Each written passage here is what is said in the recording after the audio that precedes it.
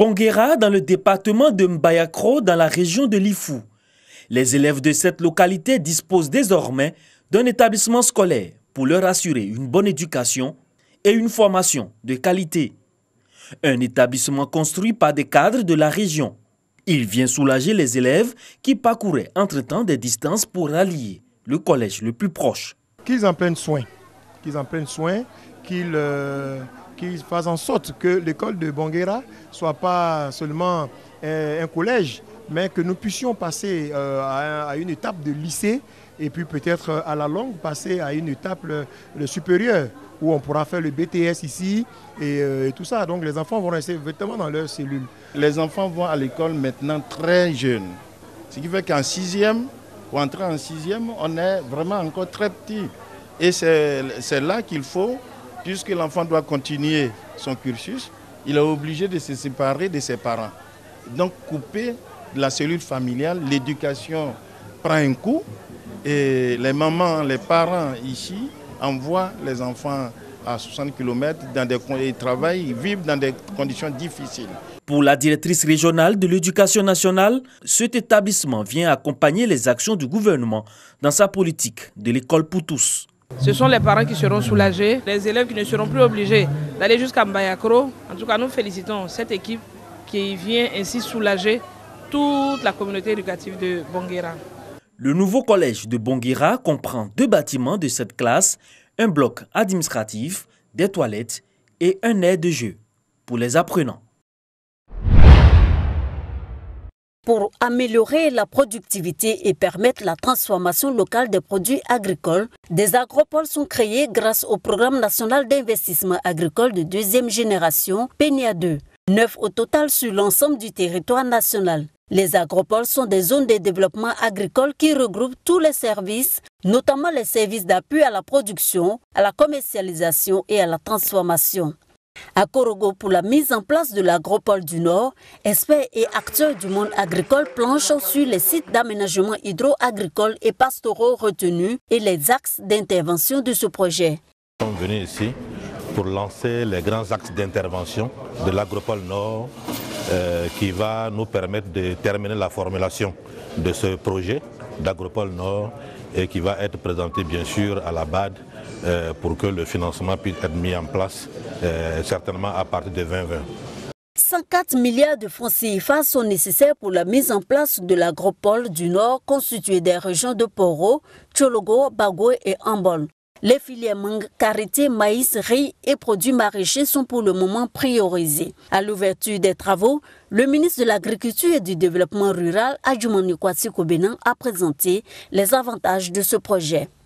Avec Agropole, le même espace peut être utilisé chaque fois, puisque les aménagements qu'on va faire sur ces espaces, avec les intrants qui vont être appliqués pour une production compétitive, tout cela va nous permettre d'avancer sans moyen de recourir à la destruction de grands espaces. Le projet Agropole du Nord, qui va débuter en 2020, s'étend sur 7 ans. Sa finalité, créer des richesses équitablement entre les acteurs de la chaîne des valeurs agricoles. Visite des stations d'écologie tropicale et géophysique de Lamto dans le département de Tahabou. Lamto est une réserve scientifique de biosphère créée en 1968 qui abrite des programmes de recherche sur la structure et le fonctionnement d'un écosystème de la savane tropicale. C'est cette station qui accueille la 6e Assemblée générale du programme sur l'homme et la biosphère. Les 150 experts venus d'Afrique et d'Europe réfléchissent à une meilleure connaissance des valeurs écologiques, culturelles, scientifiques et sociales des réserves de la biosphère de la région africaine. Nous souhaitons étudier la possibilité éventuellement de mettre la réserve de Lamto et de la considérer comme une réserve de biosphère reconnue par l'UNESCO dans le futur. Soutenue par l'UNESCO, cette rencontre est aussi un cadre de concertation, de coopération régionale et internationale pour le développement des politiques de gestion des réserves de la biosphère. À l'issue de cette visite, nous aurons très certainement des discussions avec les collègues ivoiriens pour voir quelles sont les opportunités pour avoir une proposition pour ce site en tant que réserve de biosphère. L'Assemblée générale du programme sur l'homme et la biosphère se réunit de façon tournante dans les pays membres chaque 2 ans. Elle permet de faire le point des activités de lutte contre le changement climatique de chaque comité national. Rencontre d'information et d'échange entre les agents de RTI Bouaké et le nouveau président de la mutuelle sociale des agents de la RTI, Musati. Élu le 29 août dernier, Alvor Assa est venu présenter sa vision, son programme et ses projets. Construction d'un hôpital, d'un mini-supermarché au sein de la RTI et réhabilitation de la cantine de RTI Bouaké. Des projets pour améliorer les conditions de vie et de travail des agents de la RTI. La RTI, c'est 24 heures sur 24. RTI Abidjan, Bouaké ou radio comme télé, tout le temps on émet, ça veut dire qu'il y a des agents qui travaillent. Et quand des agents travaillent, ça veut dire que ces agents-là doivent être pris en compte. Ces agents doivent pouvoir bien se nourrir, doivent pouvoir être bien soignés. On va signer des conventions pour que, ensemble, la maison RTI puisse repartir de plus belle avec le directeur général Dambélé Fosseni. Les agents de RTI Bouaké ont félicité le nouveau président pour son élection à la tête de la Musati. Les agents de la station régionale ont posé quelques préoccupations. Nous attendons beaucoup parce qu'en entreprise, pour être productif, il faut avoir de la santé. Et la santé est primordiale pour un agent. Donc, nous souhaiterions que cette équipe nouvelle ait des prérogatives par rapport à la santé de tous les agents. On va prier pour lui, pour que les actions qu'il veut mener connaissent vraiment un grand succès. La Musati a été créée en 2011. Elle compte en son sein 7 administrateurs. La mutuelle sociale des agents de RTI a pour mission la prise en charge sanitaire des agents et leurs ayants droit et gérer au mieux le social. Alvor Assa est élu à la tête de la Musati pour un mandat de 3 ans. Les populations des tribus à Langwa et à Mantian accordent un grand intérêt à la sauvegarde des valeurs comme la cohésion, la solidarité et la paix.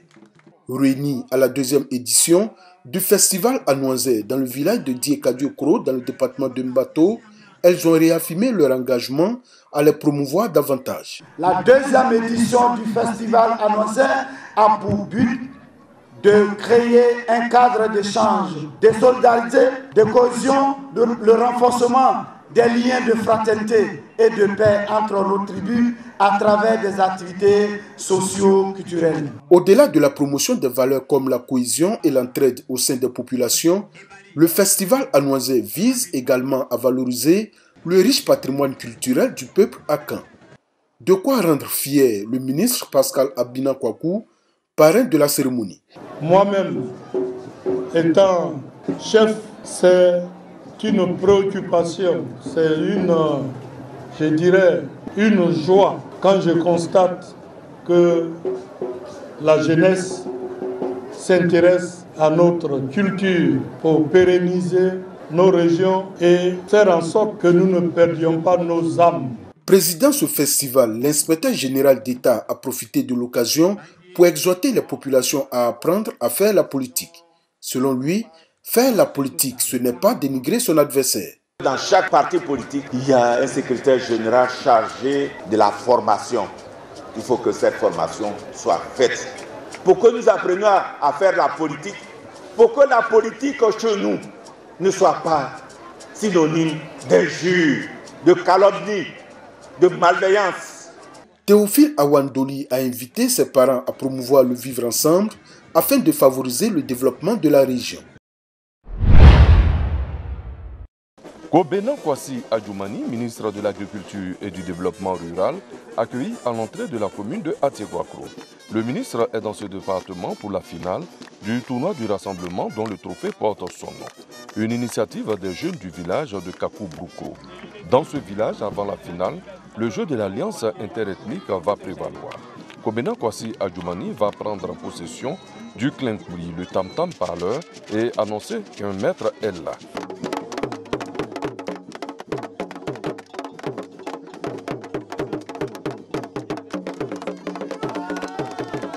Sur l'aire de jeu, FC Warriors en bleu et FC Bluetooth en vert, après 2 mi-temps de 30 minutes chacune, n'ont pu se départager 0-0. C'est au tir au but que Bluetooth FC va s'adjuger le trophée du rassemblement. Une réussite pour les organisateurs. Le parrain du tournoi, le ministre Adjoumani, a rappelé à cette jeunesse l'impérieuse nécessité de demeurer dans la paix et en paix. Le président et le premier ministre veulent que la jeunesse soit au centre de toutes les actions de développement en rapport avec le social. Ils mettent également les femmes au centre de ce développement. Donc quand je viens, que je vois des jeunes engagés, quand je viens, que je vois des femmes engagées autour des chefs, je me dis quelque part que ce défi-là va être relevé. Le tournoi, qui était à sa première édition, va s'étendre à tous les villages d'Atiogakro lors de la deuxième édition en 2020.